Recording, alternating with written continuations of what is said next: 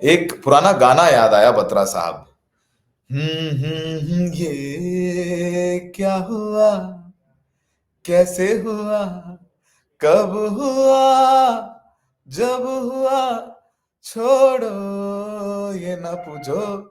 तो आरजेडी और कांग्रेस वाले यही समझने की कोशिश कर रहे हैं कि उनके साथ क्या हो गया, और दूसरे वाले भी कह रहे हैं छोड़ो ये ना पूछो, बहुत बढ़िया हो गया, अब जो हुआ सो हुआ, अब तो हम हैं राजा। और मामला तो यहां तक हो गया है कि बीजेपी चाहे, अगर बीजेपी चाहे और मान ले ठान ले तो नीतीश कुमार जी के बिना भी वो लोग जन एलजेपी और कुशवाहा जी और हम मांझी जी को और एक बसपा का लेकर के मामला सेट कर सकती है। तो नीतीश कुमार जी भी मुख्यमंत्री बने नहीं बने अलग बात है, उसमें भी सवालिया निशान है, और बनेंगे भी तो इस बार उन्हें बीजेपी के शर्तों पर मुख्यमंत्री रहना होगा। अपने मन के अधिकारी नहीं मिलेंगे, अपने मन के डिपार्टमेंट नहीं मिलेंगे। तो भैया यहाँ ये मामला हो गया है, अब तो यहाँ बस किसी तरीके से तेजस्वी ने भी अपनी सीट बचा ही ली है, किसी तरीके से बच ही गए हैं। हालात ये हो गए। बत्रा साहब, ये क्या हुआ, कैसे हुआ, कब हुआ, पूछेंगे तो। नहीं तो पहली बात तो सुबह से ही आपका दूसरा हम ऑल्टरनेट प्रोफेशन देख रहे हैं। सुबह आपने मार्केटिंग, अब सिंगिंग। तो अब बढ़िया है, आपके प्रोफाइल में भी ये सब डालेंगे। सेकेंडरी पॉसिबल प्रोफेशंस, अगर कभी जर्नलिज्म से 2-5 महीने के लिए मूड ठंडा हो जाए तो ये भी कर सकते हैं, बहुत बढ़िया। बिल्कुल। ठीक है, तो नहीं सौरभ, यही तो बात है। ये हुआ क्या, देखिए, एक बात अब हम डिस्क्लोज कर देते, जब हम चर्चा भी कर रहे थे जमीन पर, लग रहा था कि एनडीए अच्छी पोजीशन में है और एमजीबी फाइट दे रही है कुछ इलाकों। तो हमने एग्जिट पोल के दिन भी कहा कि देखिए, या एनडीए एक तरफा जाएगी या एमजीबी मार्जिनली स्क्रैप कर देगी। और स्टार्टिंग पॉइंट था 4 परसेंटेज पॉइंट का गैप था, महागठबंधन पीछे था। हम बार बार मैथ ये बता चुके हैं, ऑडियंस को समझ गए होंगे अभी तक साहब। वो 4% क्लोज करना था, और 4% क्लोज करने के लिए आपको ज्यादा नहीं, आपको 2-2.5% ही गेन करना है भाई। आपको वहां से 2.5% ला के अपनी तरफ कर देना है। अब रिजल्ट जो आ रहा है सौरभ, वो कुछ ऐसा लग रहा है कि महागठबंधन तो वहीं का वहीं है। अगर मैं कांग्रेस और आरजेडी का वोट जोड़ू यहाँ पे, तो वोट शेयर। 31.6, और उसमें अगर मैं लेफ्ट पार्टीज का जोड़ दूं तो तकरीबन 35.6, और फिर उसमें अगर हम वीआईपी का भी जोड़ दें और जो आईआईपी है वो भी जोड़ दें, तो मुझे लग रहा है 37-38 तक वो बैठ जाएगा वोट शेयर। लेकिन हुआ क्या है कि ये जेडीयू और बीजेपी का मिला के वोट शेयर, जो पिछले पूरे अलायंस का, मतलब चिराग पासवान समेत अगर हम देखें, कुशवाहा समेत और माइनस वीआईपी, वो 43 था। इस बार जेडीयू और आरजेडी का ही मिला के तकरीबन 39.4 बैठ रहा है। एलजेपी मिला के 44 हो रहा है। और अभी हमने इसमें हम और कुशवाहा जी की पार्टी का वोट शेयर नहीं मिलाया है। तो बेसिकली हुआ क्या कि वोट शेयर वाइज ये महागठबंधन वहीं रह गया, स्टैग्नेट कर गया, और जो एनडीए था उसने अपनी लीड पर और लीड चढ़ा ली। तो चुनाव जो था, जो अन्य के खाते में वोट जाता था, वो घटा। अब इसमें आप ये कह सकते हैं कि देखिए, मल्लाह एनडीए से एमजीबी को आया होगा, सही बात है। ताती तत्वा आया होगा, सही बात है। कुछ रविदास आया होगा, सही बात है। तो वहां से कुछ इधर आया, लेकिन उसकी उन्होंने जो भरपाई करी एनडीए ने, वो हो सकता है कुछ एमवाई महिलाओं से कर ली, और ज्यादातर जो अन्य के खाते में आता था वोट, उससे उन्होंने अपनी भरपाई करके बढ़ा ही लिया। और अंत में सिचुएशन ऐसी हुई कि अभी जब फाइनल आंकड़े आएंगे, मुझे लगता है तकरीबन 8-9% का वोट शेयर का गैप होगा। 8-9% का वोट और शेयर गैप। ये चीज हम बार बार देख रहे हैं सौरभ। एमपी छत्तीसगढ़ में भी यही हुआ, कांग्रेस वहीं की वहीं रही 2018 के बनिस्बत 23 में, लेकिन बीजेपी जूम कर गई आगे। उसने वो जो तीसरे ध्रुव का वोट था ना, वो खींचा अपनी तरफ। तो छत्तीसगढ़ में हालांकि कांग्रेस थोड़ा डिप हुई, मैं एक बार फिर से कंफर्म कर रहा था, लेकिन मध्य प्रदेश में मुझे बिल्कुल याद है कि बेसिकली कांग्रेस वहीं की वहीं रही, लेकिन बीजेपी जूम कर गई एकदम आगे। हाँ, मैं देख पा रहा हूं कांग्रेस 42.2 पे छत्तीसगढ़ 23 में, उनका मार्जिनल ड्रॉप था 1% से भी कम, लेकिन बीजेपी का गेन है 13 परसेंटेज पॉइंट का। तो तो इसका मतलब वो जो अन्य का खाता था 18 में वो सिकुड़ा। यही यानी हम यानी मतलब वही बात है ना कि वो पूरा जो चिराग पासवान अलग लड़े, बाइपोलैरिटी बढ़ गई। बिल्कुल चिराग पासवान जो अलग लड़े थे 2020 में, वो सारा वोट आ गया एनडीए के पास। आरएलएसपी अलग लड़ा था, वो सारा वोट एनडीए के पास आ गया। ओवैसी साहब ने जितना डेंट 2020 में भी पहुंचाया था 4-5 सीटें जीत करके, वो खुद 4-5 सीटें जीत गए और 4 सीट जो है वो महागठबंधन को हरा गए हैं। बत्रा साहब, ये हम समझने की कोशिश कर रहे थे कि एक अहम बात है, अभी बहुत सारे लोग बात कर रहे थे, जिस तरीके का स्ट्राइक रेट बीजेपी का है, मतलब आप सोचिए कि मतलब 95 नब्बे सीट है 101 में अभी। और मैं वही कहता हूँ सौरभ, एक डेवलपमेंट ये हुआ है पिछले कुछ समय, मुझे तो समझ नहीं आ रहा काउंटिंग पूरी क्यों नहीं हुई है। जो बीजेपी 95 पे घूम रही थी अब वो 90 पे आ गई है। 90 पे बीजेपी और एलजेपी 19, 109 ये हुआ। हम के हैं 5, 114 और आरएलएसपी के 4, 118। तो एक्चुअली जो स्थिति 2 घंटा पहले थी कि ये मिला के ही 123 पार कर रहे थे, जब हम डिस्कशन कर रहे थे, उसमें थोड़ी सी गिरावट आई है मार्जिनल। और मुझे लगता है इसमें सबसे ज्यादा खुश नीतीश कुमार होंगे इस बात से। हाँ, नीतीश कुमार बहुत खुश होंगे, क्योंकि लेकिन फिर भी देखिए, अब नीतीश कुमार के पास पलटी मारने का कोई ऑप्शन नहीं है। वो महागठबंधन के पास उतनी सीटें ही नहीं है कि उनको मुख्यमंत्री घोषित करके विपक्ष की सरकार बन जाए, तो उन्हें अब बीजेपी का ही साथ निभाना है। और बीजेपी चाहे, हम लगातार यही कह रहे हैं कि भाई ये संकेत दे दिए जा रहे हैं कि नहीं, नीतीश कुमार ही मुख्यमंत्री होंगे। ठीक है, बढ़िया, नीतीश कुमार मुख्यमंत्री होंगे, लेकिन अब तक नीतीश कुमार मुख्यमंत्री अपनी शर्तों पर थे। मतलब कि ये विभाग मैं रखूंगा, ये विभाग तुम्हें नहीं दूंगा, ये अधिकारी रहेगा, ये अधिकारी नहीं रहेगा। अब ये बार्गेन, जो हार्ड बार्गेन का एक ऑप्शन है, वो नीतीश कुमार के पास नहीं होगा। हमारे लिए देखने में बहुत इंटरेस्टिंग होगा, और ये बात हम लोग कर भी रहे थे अभी एक जगह, कि होम डिपार्टमेंट, यानी जो कानून व्यवस्था है, सबसे इंपॉर्टेंट डिपार्टमेंट होता है, जो पिछले 20 साल से लगभग नीतीश कुमार के पास था, बीजेपी उसे लेने की कोशिश करेगी। तो वो जो सशक्त मुख्यमंत्री रहते थे नीतीश कुमार, कंप्लीट कंट्रोल के साथ गवर्नमेंट के, वो कंप्लीट कंट्रोल नीतीश कुमार का अब नहीं होगा, क्योंकि यहां पर थोड़ा नहीं, बहुत अपर हैंड है, वो होगा बीजेपी का। तो ये भी एक बहुत दिलचस्प पॉइंट है, आप क्या कहेंगे? सौरभ, मैं तो ये कह रहा हूं, पहली बात तो अगर हम जेडीयू को और अभी महागठबंधन को भी जोड़ दे 118 बनता है। वो जो 5 एमएलए है, वो पता किसके हैं जो फंसा रहे हैं गेम पूरी? वो जो 5 लीड्स हैं अभी, वो एमआईएम की हैं। तो अगर वो 5 लीड्स को आप इसमें जोड़ दे तो यहाँ सरकार बच जाएगी। खैर, ये सब मस्ती मजाक की बात है। बट सौरभ, मैंने एक और, हम डिस्कशन जब कर रहे थे अभी थोड़ी देर पहले, मैंने एक बात जिक्र किया था, मुझे नहीं पता आप मुझसे कितना अग्री करते हैं उस बात पे या नहीं। It is not clear to me अभी कि नीतीश जी मुख्यमंत्री बनेंगे। Okay, it is very possible कि लाइक मध्य प्रदेश, लाइक राजस्थान, नीतीश जी के हाथों ही किसी को नॉमिनेट करा के, प्रपोज करा के बीजेपी में उनके आशीर्वाद से मुख्यमंत्री बना दिया जाए। एक पॉसिबिलिटी है। क्योंकि आप एक बात बताइए, आप क्यों चाहेंगे, अगर आप बीजेपी हैं और आपका स्ट्राइक रेट भाई जैसे भी आया है उतना नंबर उनका है ना, आपका स्ट्राइक रेट 90 का रहा है तकरीबन, और आपके पास एलजेपी जैसे एक सॉलिड अलायंस पार्टनर का समर्थन है, हम और कुशवाहा जी भी कहीं नहीं जाएंगे आपको छोड़ के, तो अब इससे बेहतर स्थिति क्या हो सकती है परिवर्तन की? और अगर जैसा कि आपने कहा, नीतीश जी अगर एक बार सत्ता में काबिज हो जाएं, तो भाई चाहे कुछ भी हो, है तो वो मुख्यमंत्री।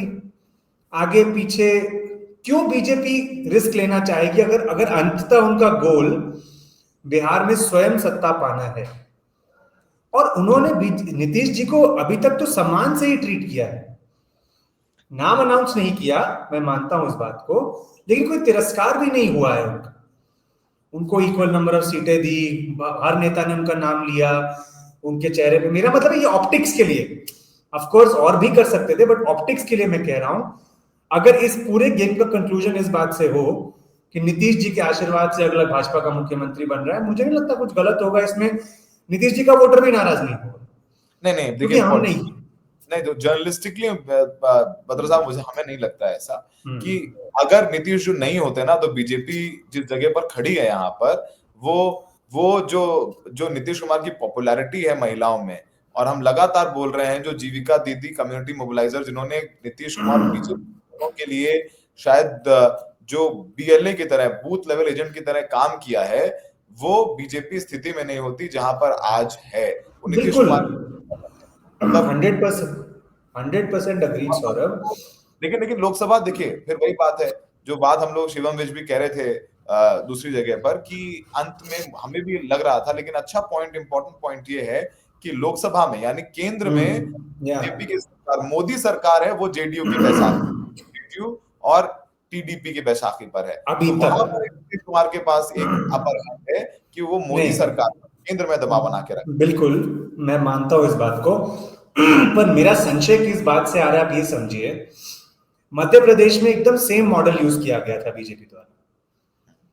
एक नेता की पॉपुलैरिटी के दम पर एक बहुत बड़ा मैंडेट लाना, ये बोलना कि हम आपका चेहरा रख रहे हैं, आपका नेतृत्व है, और फिर उस मैंडेट को मैनिपुलेट करके कहीं ना कहीं एक दूसरा मुख्यमंत्री बना देना। मुझे डाउट इस वजह से हो रहा है। और जहां तक बात है 12 मेंबर्स ऑफ पार्लियामेंट की, तो देखिए अगर ये पूरा गेम खेला जाएगा, आई एम श्योर उसको भी बीजेपी एड्रेस करेगी। तो मैं ये नहीं कह रहा ये जरूर होगा, मैं बस ये अभी मानने को तैयार नहीं हूं that it is a given कि नीतीश जी वापस मुख्यमंत्री बनेंगे। हो सकता है बन जाए, बड़ी पॉसिबिलिटी है कि बन जाए, but I am not ruling out कि कुछ अलग भी हो सकता है। ये मेरा एनालिसिस है just on the basis of Saurabh, जो हमने राजस्थान और मध्य प्रदेश और खासकर मध्य प्रदेश में देखा, और फिर हमने महाराष्ट्र में देखा। लोग कितना भी कह ले ये महाराष्ट्र नहीं है, एक नाथ शिंदे नहीं है, लेकिन एक पॉइंट पे आके डायनामिक्स कैसे प्ले करे ये ना मैं कह सकता हूं, और मुझे लगता है हम में से कोई भी नहीं कह सकता वो कमरे के पीछे क्या बातचीत होती है। कमरे के पीछे क्या बातचीत होती है, बहुत इंपॉर्टेंट है। बत्रा साहब, एक और दिलचस्प जानकारी, चूंकि हम लोग इसमें ये क्या हुआ कैसे हुआ उस पर चर्चा कर रहे हैं, और बहुत अच्छा थंब दिया है, यहाँ टाइटल दिया है बिहार वो मैंडेट, यानी महिलाओं का जो मैंडेट है वो बिहार में आया है। जिन 11 सीटों पर फ्रेंडली फाइट, जिसे फ्रेंडली फाइट तो कुछ होता नहीं, महागठबंधन आमने सामने था, वो सभी 11 की 11 सीटें एनडीए ने जीती हैं। यानी जो महागठबंधन की आपस की लड़ाई है, वो तो मतलब आप ये तो बोल ही नहीं सकते हैं कि आपस में कुछ नहीं होता, ये नहीं होता। 11 सीटों पर जहां एक दूसरे के खिलाफ इन्होंने उम्मीदवार खड़े किए, वहां ठीक ठाक डिवीजन हुआ और वहां पर एनडीए चुनाव जीत गए, और 11 की 11 सीटें महागठबंधन हार गया। यानी एक पुअर मैनेजमेंट, पुअर तालमेल, और मुझे तो, हम तो कहेंगे बहुत घटिया तालमेल है कि आप पहली बात टिकट जो है डिस्ट्रीब्यूशन लेट करते हैं। पर्चा मतलब यहां तक हुआ है कि आपने टिकट दे दिया, वो फोटो खिंचा रहा है, नॉमिनेशन की तैयारी कर रहे हैं, फिर आप सिंबल वापस ले लेते हैं। सुपौल सीट पे अनुपम के साथ हुआ, तमाम सीटों पर ऐसा हुआ। कांग्रेस की जो लीडरशिप है वो दिल्ली चली जाती है, अलावा जो इंचार्ज है वो दिल्ली से ऑपरेट करते हैं, यहाँ पर मारपीट की स्थिति हो जाती है, सारी चीजें हो रही। और देखिए सबसे इंपॉर्टेंट बात है कि जो प्रचार शुरू हुआ महागठबंधन का, वो छठ पूजा के बाद हुआ, तो लगभग 8-9 दिन का प्रचार कर पाए, जबकि बीजेपी ने वो दिवाली से पहले शुरू कर दिया। अमित शाह ने फायर फाइटिंग कर ली, जमीन पर अपना वोट ट्रांसफर करवाया, और बूथ पर भी जो हम लगातार ये कहते रहे हैं कि ये चुनाव बूथ का है, आप भी कह रहे थे कि भाई जिसका बूथ बहुत अच्छा मैनेज्ड होगा उसको फायदा होगा, और साफ दिखाई दे रहा है कि बूथ बीजेपी और जेडीयू का शानदार मैनेज हुआ, मेहनत से किया, और बूथ पर आरजेडी और कांग्रेस नजर नहीं आए। और कांग्रेस की तो पूरी की पूरी बत्रा साहब लीडरशिप हार गई है। उनके प्रदेश अध्यक्ष राजेश राम चुनाव हार गए हैं कुटुंबा से। शकील अहमद खान जो उनके टिकट बांटने काटने वाले, वो कदवा से हार गए हैं। तो उनकी तो पूरी की पूरी लीडरशिप चली गई कांग्रेस की, और उस कांग्रेस की जिसे अभी अगस्त में उनके सबसे बड़े नेता 1 महीने वहां वोट अधिकार यात्रा में मेहनत करके आए, पसीना बहा के आए। क्या कहेंगे कांग्रेस की परफॉर्मेंस पर बत्रा साहब? नहीं सौरभ, ये जो फ्रेंडली फाइट हो या अलायंस प्रॉब्लम ट्रबल हो, मैं मानता हूं ये सब दिक्कत है, but Saurabh the scale of the victory is such that ये सब चीजें अब मार्जिनल लग रही हैं उस कॉन्टेक्स्ट में। अगर सीट शेयरिंग अच्छी भी हो जाती, अगर मान लीजिए 11 पे फ्रेंडली फाइट नहीं होती, मान लीजिए एमआईएम इम्पैक्ट भी नहीं होता, तो जो वोट शेयर गैप अब आने वाला है 8-9 परसेंटेज पॉइंट का, वो घट के 5 परसेंटेज पॉइंट हो जाता, 4 परसेंटेज पॉइंट हो जाता। तो ऐसा कुछ ये एक स्ट्रक्चरल आपको एनालिसिस करना पड़ेगा, स्ट्रेटेजिक तो है ही, बट एक स्ट्रक्चरल एनालिसिस है कि बिहार के लोग परसीव कैसे कर रहे हैं विपक्ष को। क्यों आरजेडी में अभी तक आरजेडी में कॉन्फिडेंस नहीं आया है, महिलाओं में, ईबीसीज में, महादलित्स में, क्यों वो नीतीश जी को इतना अभी भी प्रेम कर रहे हैं? कुछ हद तक नीतीश जी का अपना काम है और कुछ हद तक ये वो डर है 1990 के दशक का जो उन्हें बार बार आरजेडी के खिलाफ वोट करने को मजबूर कर रहा है। वो करने मुझे ये जो ऊपरी स्ट्रेटेजिक बातें हैं हम ये कर सकते हैं, बट सौरभ आपके एक्सपीरियंस में आपको नहीं लगता कि ये जो मार्जिन है ये इतना बड़ा है कि वो पूरी स्टोरी एक्सप्लेन नहीं करता? नहीं, वो स्टोरी एक्सप्लेन नहीं करता। सबसे पहली बात है कि जो पहला, अगर मुझसे पूछा जाए 3 पॉइंट बताइए जो जीत में एनडीए की, जो 3 पॉइंट है। पहला 10,000 रुपए, सबसे इंपॉर्टेंट, मोस्ट इंपॉर्टेंट 10,000 रुपए केंद्र में मैं बोल रहा हूँ, आसपास और भी रीजन है, केंद्र में 10,000 रुपए चुनाव से ठीक पहले और चुनाव के, जिसने मोबिलाइज कर दिया महिलाओं को, बेसिकली मोबिलाइज कर दिया कि उनके पास एक बड़ा रीजन हो गया। जो एच पे थी महिलाएं, दे ना दे, वो भी इधर आ गई कि नहीं बिल्कुल हम करते आए हैं, हम वोट देंगे। 1,41,00,000 महिलाओं के अकाउंट में 10,000 रुपए आए। बिहार जैसे राज्य में जहां गरीबी बहुत विजिबल है, जहां सुबह सोचना पड़ता है कि रात में क्या खाएंगे, बच्चे क्या खाएंगे, कपड़े नहीं है, चप्पल नहीं है, वहां अकाउंट में 10,000 मिलते हैं। और विपक्ष प्रचार करता है कि ये 10,000 वापस देने पड़ेंगे। तो जेडीयू और बीजेपी 2 दिन पहले अखबार में छपवाती है एड की तरह कि 10,000 रुपए वापस नहीं देने हैं। तो वो एक ड्राइविंग फैक्टर हो गया महिलाओं के लिए कि 10,000 रुपए दिए हैं। नंबर 2, चुनाव से ठीक पहले वृद्धावस्था पेंशन बढ़ा दी जाती है, 1100 किया जाता है। तो वृद्ध जो है उनकी, जिसकी वृद्धावस्था पेंशन 1100 हो गई बिहार जैसे राज्य में जहां गरीबी है। नंबर 3, जो आप अभी कह रहे थे कि मुफ्त राशन तो मिल ही रहा है, किसान सम्मान निधि मिल ही रही है, तो ये जो डायरेक्ट कैश ट्रांसफर वाला मामला है, वो पूरा वेलफेयर स्टेट बना है, पूरा सबसे बड़ा फैक्टर है। अब इस 10,000 का जवाब किसी विपक्षी दल के पास नहीं हो सकता बत्रा साहब। जैसे ठीक है आरजेडी की कमियां हैं, लेकिन जब अकाउंट में 1,41,00,000 महिलाओं के 10,000 रुपए आ गए, भैया हम और आप जमीन पर रहते हैं, बहुत सारा एक तबका हर चुनाव में होता है जो पैसा लेके वोट देता है, 500 रुपए, 1,000, शराब भी मांगेगा, ये भी मांगेगा। हम किसी डिमीन नहीं कर रहे हैं वोटर को, लेकिन बहुत प्रैक्टिकल बात है। और यहाँ तो 10,000 रुपए मिल ही रहे हैं, अकाउंट में मिल रहे हैं, लेजिटिमेट तरीके से मिल रहे हैं, आधिकारिक तौर पर मिल रहे हैं।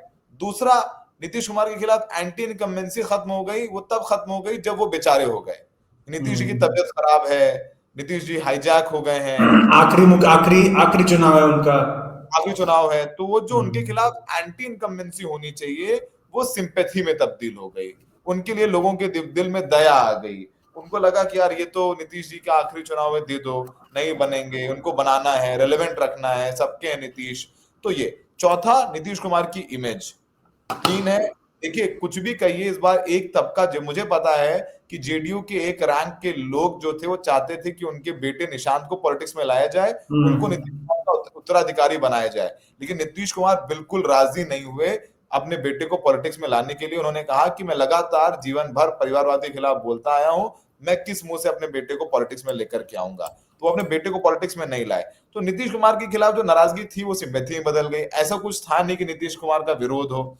लेकिन एक बात जो तेजस्वी यादव या कांग्रेस को सोचनी होगी, उनको बिहार में अपनी स्ट्रैटेजी पूरी तरीके से रिवर्क करनी होगी।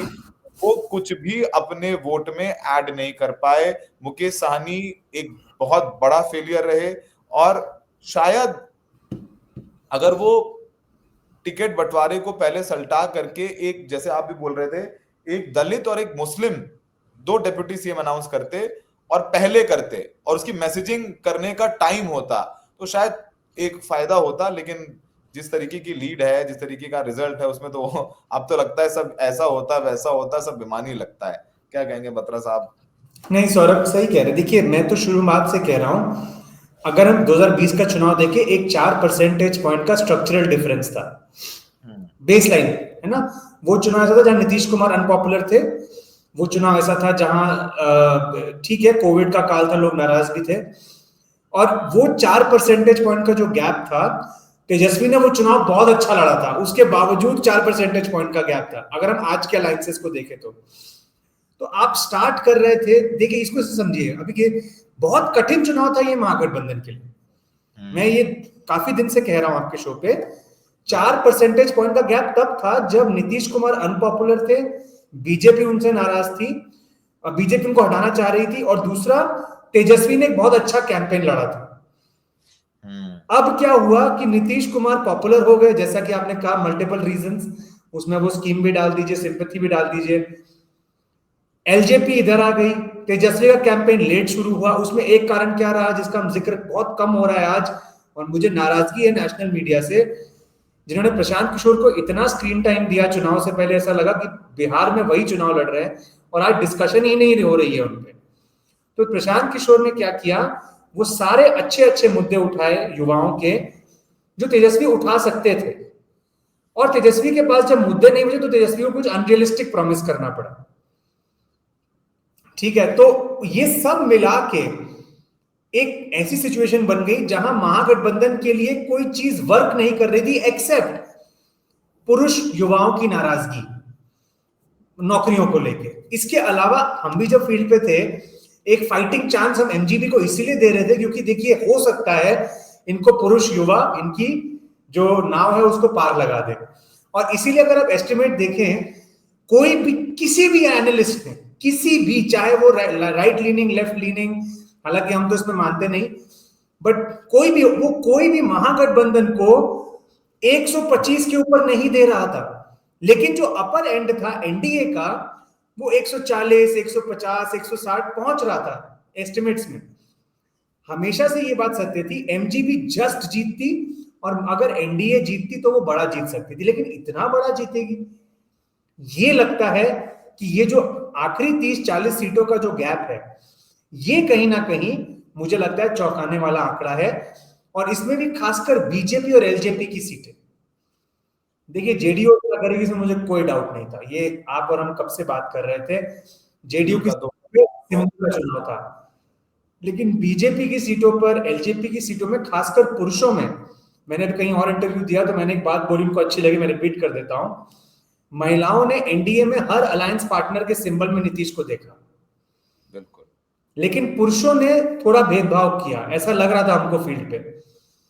और अभी भी जब फाइनल रिजल्ट आएंगे, मुझे बिल्कुल भी डाउट नहीं होगा या मतलब अचरज नहीं होगा अगर चंपारण जैसे इलाकों में बीजेपी का मार्जिन कम जाए, लेकिन वो इतना कम नहीं हुआ होगा कि वो हार जाए वो सीट।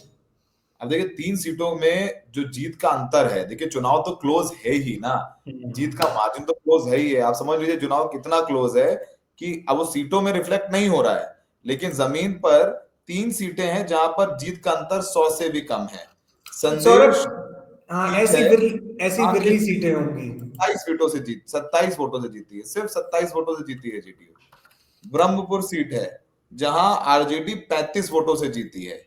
अगियाओं सीट बीजेपी ने 64 वोटों से जीता है, सिर्फ 64। तो समझिए कि बूथ पर एक लड़ाई तो ये नैरेटिव के लेवल पर भी हो रही थी और एक लड़ाई बूथ लेवल पर भी चल रही थी। बत्रा साहब, आखिरी जो कमेंट आपका, उसके बाद हम लोग अपना कवरेज, रात भी हो गई है, अब तो सामने नतीजे आ ही गए हैं, जस्ट मन ही रहा है, बीजेपी वाले प्रसन्न हैं, आरजेडी और कांग्रेस वाले सन्न हैं, लेकिन इस चुनाव में प्रशांत किशोर और ओवैसी दो लोगों की बात, एक जिसको राइट ऑफ कर दिया ओवैसी को, उसने धमका दिया कि भाई देखो डोंट, मुझे ओवैसी को फ्लावर्स, ये बात बिल्कुल सच। I think everybody who underestimated him owes him an apology, क्योंकि उन्होंने भी ओवैसी को अंडरएस्टिमेट किया है, उन्होंने उनको ओवैसी ने दिखा दिया है कि ओवैसी फ्लावर नहीं फायर है। अब ये उत्तर प्रदेश में जो समाजवादी पार्टी है उसके लिए भी एक संदेश है कि उनको क्या कोर्स करेक्शन करने हैं, उन्हें बिहार से सीखना पड़ेगा। नंबर 2, प्रशांत किशोर को इतना ओवर एस्टिमेट किया, मतलब उनको 0 सीटें, यहाँ तो बीएसपी बहुत सारी सीटों पे जेएसपी से नहीं सौरभ, और इलेक्शन कमीशन भी कमाल है, सबका, सारे छोटी छोटी 0.17 0.2 पार्टी का वोट दे रहा है, लेकिन जेएसपी का अदर्स में डाला हुआ है, जबकि जेएसपी आसानी से मुझे लगता है 3-4% की पार्टी इस समय होगी, नहीं उतना होनी तो वोट चाहिए। 4,000 हाँ 5,000 6,000 वोट तो लेके आ रहे हाँ, हैं। तो ये बहुत इंटरेस्टिंग है कि रिपोर्टिंग कैसे हो रही है ईसीआई से, बट आपने बिल्कुल सही कहा। अगर आपकी बात खत्म हो गई हो तो मैं इस पर रिएक्ट करके फिर हम रैप अप कर दूं। तो ये सारी बातें हैं, मुझे लगता है कि ओवैसी साहब को फ्लावर नहीं फायर समझना चाहिए, नहीं, सबको मैं मिलजुल। मैं ये कह रहा था सौरभ, अगर आपकी बात पे विराम लग गया हूं, बस एक कमेंट इस पे करूंगा। Please please. ओवैसी, हाँ, तो ओवैसी साहब ने क्या किया सौरभ, 4-5 सीटों तो जीत रहे हैं, और 3-4 सीटों में वो महागठबंधन को हरा रहे हैं। 5 वो जीते, 5 वो में वो हाँ, हरा गए, तो वो 10 और सीटों का स्टूडेंट है। हम एक और चैनल पे थे, बट हमें वहां बोल नहीं पाया क्योंकि समय नहीं, पर यहाँ मैं बोल सकता हूँ, और इसीलिए मुझे रेड माइक बहुत पसंद है, कि मुस्लिम का जो वोटिंग पैटर्न है उसको समझिए। 3 तरह की सीटें होती हैं, एक जहां मुस्लिम 10% से कम है, एक जहां वो 20 से 30% है, और एक जहां वो 40-50% से ऊपर है। देखिए, जहां वो 0 to 10% है, वो वहां वोट करते हैं जहां लोग जीत रहे हैं, बेसिकली वो सीरियसली नहीं लेते, उनको पता है हम पकड़े जाएंगे अगर हम कहीं उल्टा वोट कर देंगे तो। जहां वो 20-25-30% होते हैं, वहां वो टैक्टिकल वोटिंग होती है। ये रिसर्च बता रही है, ये मेरा कोई हाँ, थॉट नहीं है, रिसर्च है। बिल्कुल। 20 से 30% जहां होता है वहां टैक्टिकल वोटिंग होती है, कि एक तरफा जो जो पार्टी हमें नहीं चाहिए उसको हम वोट देंगे, उसके अगेंस्ट वोट देंगे।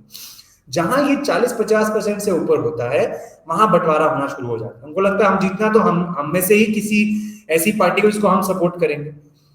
तो जो ये सीमांचल का इलाका है, ये एकदम मुफीद है ओवैसी साहब जैसी पार्टी के लिए, क्योंकि वहां उनको टैक्टिकल वोटिंग का सामना नहीं करना पड़ेगा। Muslims are happy to split their vote, हाँ, लेकिन वो जहां तो मुस्लिम वोट 10% है, 12% है, 15, वो उनको पता है वो डिसाइसिव हो सकता है, वहां स्प्लिट नहीं होगा। तो यूपी और में जब जाएंगे तो यूपी में समझना पड़ेगा कि रामपुर, मुरादाबाद, बरेली जैसे इलाकों में, जहां कई सीटों पर मुस्लिम पॉपुलेशन काफी ज्यादा है, वहां डर ज्यादा होगा। जहां पे टैक्टिकल वोटिंग होगी वहां थोड़ा कम, लेकिन मैं तो देख रहा हूं गोपालगंज जैसे इलाकों में उन वैसी भी सीटें हैं जहां ओवैसी साहब इतना इतना वोट ले रहे हैं कि वो मार्जिन से ज्यादा है। देखिए, वो जो शुरुआत में हो गया ना कि 2.5% वाला मल्ला डिप्यूटी सीएम और 18% वाला मुसलमान क्या झाड़ू लगाएगा, और वहां पर वैसे भी नीतीश कुमार से बहुत ज्यादा नाराज मुसलमान रहता नहीं है, तो हो सकता है कि तमाम जो है जेडीयू को भी वोट गया। आप देखेंगे अमौर सीट पे भी जेडीयू को वोट गया है, तो एक ये भी रीजन है। बीजेपी को भले एक बार मुसलमान ना दे, लेकिन तीर जो जहां पर देखता है उसे बहुत ज्यादा गुरेज है नहीं। फिलहाल अब ये क्या हुआ कैसे हुआ सामने है। सबसे बड़ी बात यह है कि एक जाते जाते इंपॉर्टेंट चीज, कि महागठबंधन के लिए वैसे भी मुश्किल चुनाव था, चुनाव आयोग भी बहुत मुफीद नहीं था। चुनाव के बीच में पैसे आए महिलाओं के अकाउंट में, लगभग 20 लाख महिलाओं के अकाउंट में आए हैं, 10-10 हजार रुपए चुनाव के बीच में। आप कहते रहिए, कुछ भी कहते रहिए, लेकिन हाँ, एक कोर्स करेक्शन की जरूरत है, और आरजेडी और कांग्रेस को एक महिला चेहरे की जरूरत है, एक्सेप्टेंस जिसका हो। वो महिला नेता तैयार करनी होगी जो नीतीश कुमार का ये वोट ढा सकें। और सबसे आखिरी बात, 10,000 का जवाब विपक्ष के पास था नहीं, ना किसी के पास हो पाएगा। जब अकाउंट में 10,000 रुपए आ गए तो आप क्या ही कर सकते हैं। इसमें हमेशा सत्तारूढ़ दल को एक बढ़त रहेगी, क्योंकि इसका जवाब कोई भी हो विपक्ष में नहीं होगा। मथुरा साहब, thank you so very much. Now I think we both deserve some rest, yes. so we can come back with our respective work from tomorrow onwards. अब पाठशाला में मिलेंगे, उसका डायसेक्शन होगा। और मिलेंगे पाठशाला में, मिलेंगे कुछ दिन बाद। चलिए, 10 दर्शकों, बहुत बहुत शुक्रिया, बहुत बहुत मोहब्बत देने के लिए बहुत बहुत शुक्रिया। जी, हम लोग द रेड माइक पर तमाम मुद्दों पर ग्राउंड रिपोर्ट्स, एनालिसिस लेकर के आपके बीच हम लोग हाजिर होते रहेंगे। हमें देखने के लिए बहुत बहुत शुक्रिया।